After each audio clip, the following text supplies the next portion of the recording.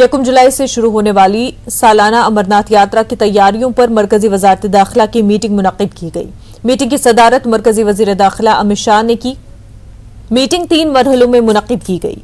Meeting में जम्मू कश्मीर के lieutenant governor Manoj Sinha, मरकजी दाखिला secretary Ajay Bhalla, intelligence bureau के सरबराह, शुमाली कमान के general officer commandant in chief Upendra Dwivedi और सीआरपीएफ के डायरेक्टर जनरल एसएल थावसेन समेत दीगर ने शिरकत की। जनूबी कश्मीर के हिमालयाई सिलसिलों में 3880 मीटर की बुलंदी पर वाक़ अमरनाथ यात्रा इस साल 62 दिन तक यानी 31 अगस्त तक चलेगी।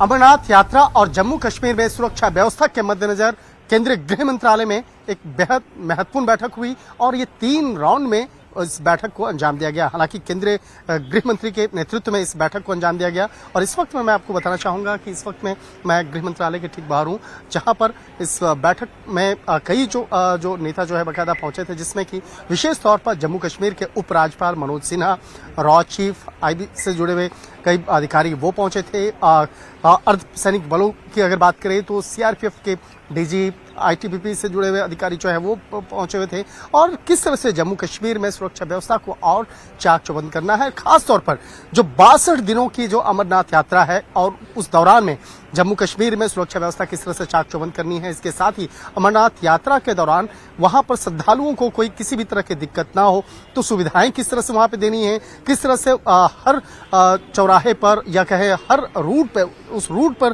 किस तरह से वहां पर बेहतर सुरक्षा व्यवस्था के साथ साथ तमाम सुविधाओं को भी उपलब्ध कराना है, इन तमाम मसलों पर चर्चा हुई। अगर 3 राउंड की बैठक की बात करें तो सबसे पहली जो बैठक हुई, जो मॉर्निंग में आज हुई, वो केंद्रीय गृह सचिव के नेतृत्व में हुई, जिसमें कि तमाम डीजी से बाकायदा भी उनसे बाकायदा राय मांगा गया और कहा गया कि किस तरह से बेहतर वहां पर सुरक्षा व्यवस्था होनी चाहिए, उससे संबंधित प्रेजेंटेशन भी बाकायदा दिया गया। दूसरे राउंड की अगर बात करें तो शाम में 4 बजे बैठक हुई, जिसमें कि खुद जम्मू कश्मीर के एलजी मनोज सिन्हा उसमें मौजूद थे। इसके साथ ही केंद्रीय गृह मंत्री अमित शाह मौजूद थे और तमाम मसलों पर चर्चा हुई। और तीसरे राउंड की अगर बात करें तो तीसरे राउंड में रॉ चीफ और इसके साथ साथ खुफिया विभाग से तमाम जो अधिकारी हैं वो उस बैठक में मौजूद थे, जिसमें कि इस मामले पर चर्चा हुई कि किस तरह से सुरक्षा व्यवस्था को खास तौर पर ध्यान में रखते हुए उस बैठक को अंजाम दिया गया। और एक तरह से कह सकते हैं कि जिस तरह से पिछले साल वहां पर व्यवस्था की गई थी उसके बारे में भी चर्चा की गई, लेकिन पिछले बार से और ज्यादा बेहतर किस तरह से वहां पर सुरक्षा व्यवस्था को और मजबूत करना है। इसके साथ साथ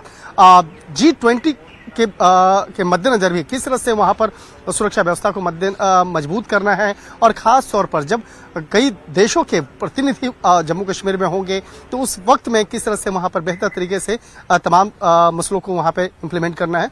इन तमाम मसलों पर महत्वपूर्ण बैठक हुई। निश्चित तौर पर कहा जा सकता है आने वाले वक्त में इस मामले पर केंद्रीय गृह मंत्रालय के द्वारा भी औपचारिक तौर पर जानकारी दी जाएगी और बताया जाएगा कि किस तरह से विशेष सुविधाओं की व्यवस्था वहां पर जम्मू कश्मीर के अंदर में इंप्लीमेंट होना है, इसके बारे में जानकारी साझा की जाएगी। वीडियो जर्नलिस्ट नरेश के साथ शंकर आनंद, न्यूज़ 18 MHA दिल्ली।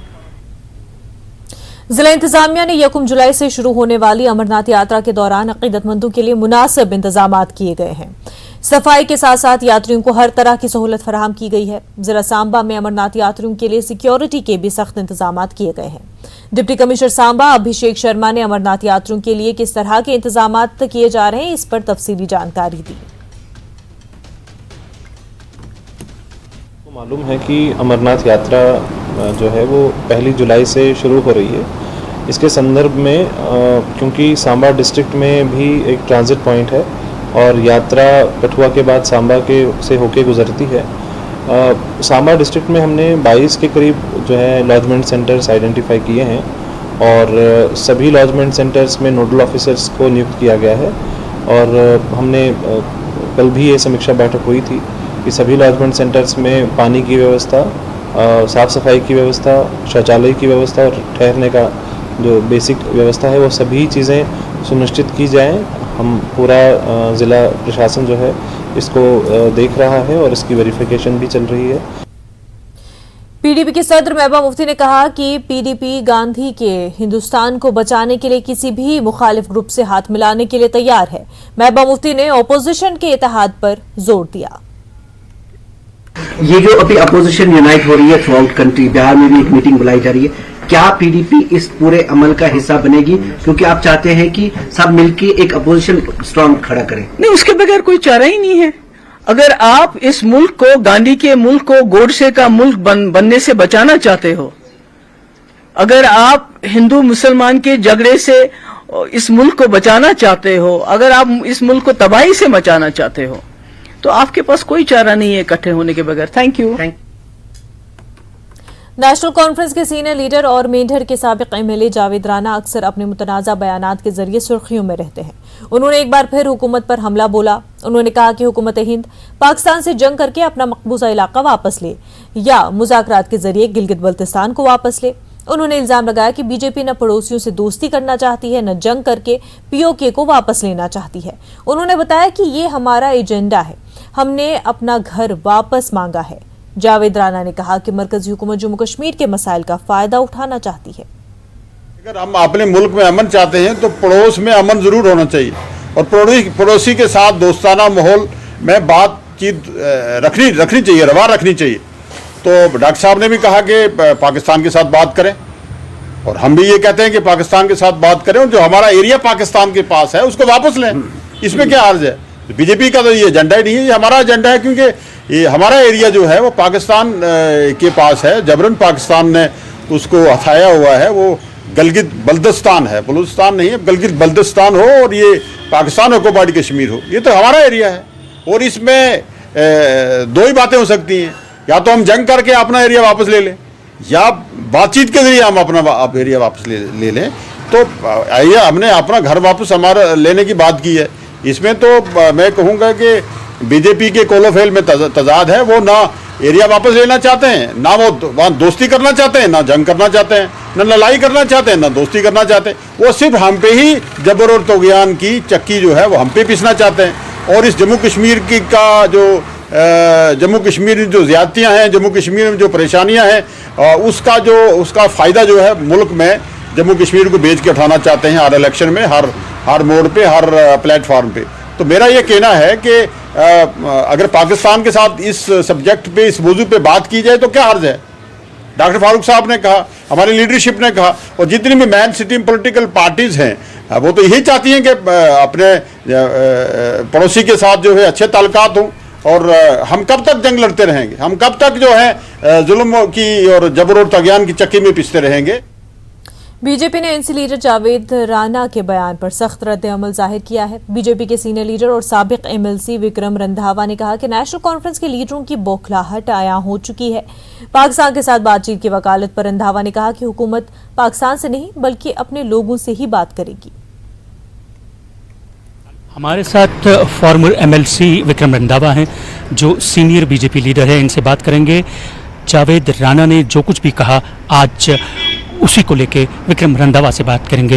विक्रम जी, जो जावेद राना है नेशनल कॉन्फ्रेंस से ताल्लुक़ रखते हैं, उन्होंने ये कहा कि बीजेपी कश्मीर के हालात जो हैं वो अपने फ़ायदे मफाद के लिए इस्तेमाल कर रही है, क्या कहेंगे? देखिए, मुझे लगता है कि नेशनल कॉन्फ्रेंस के लोग जो हैं उनके शब्दावली से उनकी बौखलाहट दर्शाई जाती है, चाहे वो डॉक्टर फारूक अब्दुल्ला हो, उमर अब्दुल्ला हो, या फिर ये उनके दाएं बाएं के जो है, चाहे वो जावेद राना जो कोई जिनके लिए अभी आपने बताया है कि भारतीय जनता पार्टी कश्मीर अपने फायदे के लिए इस्तेमाल कर रही है।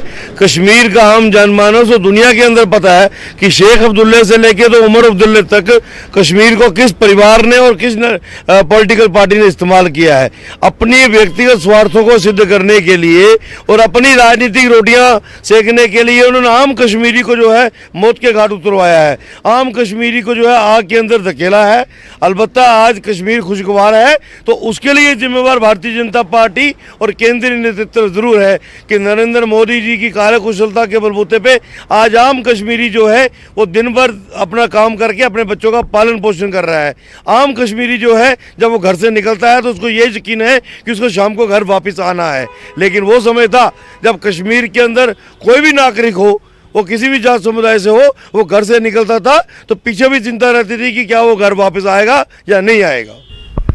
ये थे हमारे साथ Vikram Randhawa, senior BJP leader और फॉर्मर एमएलसी, जो हमसे बात कर रहे थे जावेद राना के हवाले से जो हालिया उन्होंने बयान दिया। कैमरामैन बंटी के साथ मैं राजेंद्र टिकुनी, विजिट टीम। मरकजी वजीर बराए कानून और इंसाफ आजादाना चार्ज अर्जुन राम मेघवाल आज 2 रोजा दौरे पर जिला पुंछ के राजौरी पहुंचे। उन्होंने राजौरी में मीडिया से बात की और मोदी हुकूमत की गुज़िश्ता 9 साल की कामयाबियों पर रोशनी डाली। उन्होंने कहा कि दहशतगर्द और मुल्क दुश्मन ताकतें जम्मू कश्मीर में G20 इजलास की कामयाबी को देखकर हैरान हैं और G20 इजलास की कामयाबी को दुनिया ने भी देख लिया है। उन्होंने कहा कि जम्मू कश्मीर में दफा 370 को हटाए जाने के बाद अमन और तरक्की हुई है और कश्मीरी अवाम आज़ाद फजा में सांस ले रहे हैं। उन्होंने कहा कि हिंदुस्तान की जमीन का एक एक इंच महफूज रहेगा। मरकजी वजीर ने कहा कि मोदी हुकूमत ने 9 सालों में सर्जिकल स्ट्राइक के जरिए पाकिस्तानी दहशतगर्दों को मुंह तोड़ जवाब दिया है। वो वन अर्थ, वन फ्यूचर और वन फैमिली है। जम्मू कश्मीर को इंटीग्रेट, और खाली जम्मू कश्मीर नहीं, यहां एक प्रोग्राम हुआ, उसके कारण G20 के देश लोग आए और ये भारत का सौभाग्य है कि G20 में भारत प्रेसिडेंसी कर रहा है। तो एजेंडा सेट करने का काम भारत कर रहा है। कैसी एजुकेशन सिस्टम होना चाहिए पूरे संसार में। G20 छोटा ग्रुप नहीं है, बड़ा ग्रुप है। ये यूरोपियन यूनियन के जितने देश है वो एक कंट्री के नाते G20 में, इसका मतलब सब लोग आगे, डेवलप्ड भी आगे, G7 वाले भी इसमें मेंबर है, डेवलप्ड भी हैं, यूरोपियन यूनियन भी है, और India, Australia, Brazil, Mexico, Indonesia ऐसे देश भी हैं। तो इसका मतलब ये बड़ा ग्रुप है और उसकी प्रेसिडेंसी इंडिया कर रहा है। तो टूरिज्म को भी बढ़ावा मिलेगा और मुझे लगता है कि टूरिज्म जैसे जैसे बढ़ेगा तो जम्मू कश्मीर के लोगों को रोजगार के अवसर भी ज्यादा मिलेंगे और भारत के नक्शे पे भी और संसार के नक्शे पे भी जम्मू कश्मीर टूरिस्ट हब बनकर के उभरेगा। सर, आतंकवाद को लेकर जम्मू और राजौरी पुंछ में वारदातें हुई हैं। पिछले कुछ महीनों से लगातार 2-3 इंसिडेंट हो चुके हैं। किस तरह से आप आतंकवादी फैमिली से भी मिले हैं जिनके बच्चे खोए हैं, क्या कहेंगे आतंकवाद से निपटने के लिए किस तरह की स्ट्रेटजी है, खासकर राजौरी पुंछ में जो हालात खराब हुए? देखिए, इस 9 सालों में आंतरिक सुरक्षा ये हमारी सर्वोच्च प्राथमिकता रही और बाह्य सुरक्षा ये भी हमारी सर्वोच्च प्राथमिकता रही। यही 9 साल है। इसी 9 साल में सर्जिकल स्ट्राइक, एयर स्ट्राइक, अभिनंदन का विषय भी इधर ही कही है। तो इतना तरीके से अगर हैंडल किया तो इसी सरकार ने किया है। इसलिए जो पीड़ित पक्ष है उसको जरूर हम सहायता पहुंचाएंगे, लेकिन आतंकवादियों को भी सख्त संदेश इसी जिन्हें और इस देश में 11.5 करोड़ टॉयलेट बनाए, ये फर्क ये जो स्केल और स्पीड बढ़ाई है इसके कारण हम कहते हैं 9 साल बेमिसाल। जम्मू कश्मीर बीजेपी के सदर रविंद्र रैना ने फिर कहा कि बीजेपी जम्मू कश्मीर में असेंबली चुनाव के लिए पूरी तरह तैयार है, लेकिन इलेक्शन कमीशन को यह फैसला करना है कि जम्मू कश्मीर में इलेक्शन कब कराए जाएंगे। रैना मरकजी वजीर के हमरा राजौरी और पुंछ के दौरे पर हैं। उन्होंने इस दौरान गुज़िश्ता 9 सालों में मरकजी हुकूमत की तरफ से किए गए तरक्की के कामों पर रोशनी डाली। भारतीय जनता पार्टी के वर्कर्स गांव-गांव, शहर-शहर जा रहे हैं। जो 9 साल में डेवलपमेंट के काम मोदी हुकूमत ने किए हैं, गरीबों, ज़ईफ़ों, मस्कीनों और ज़रूरतमंदों का भला किया है, उसके लिए हम मोदी हुकूमत का शुक्रिया अदा करते हैं। जम्मू पुंछ हाईवे आप देखो कितनी तेज़ रफ्तार से बन रहा है। राजौरी पुंछ को कश्मीर से जोड़ने के लिए मुगल टनल का मंजूरी नितिन गडकरी साहब ने दी है, जो 2000 करोड़ रुपए तक की लागत से बनेगा। आने वाले दिनों में और ज़्यादा तरक्की हो। यहाँ राजौरी में देखिए मेडिकल कॉलेजेस और गांव में, शहर में हर शख्स का भला मोदी हुकूमत ने किया है। वक्त हो गया एक छोटे से ब्रेक का, जल्द होंगे हाजिर।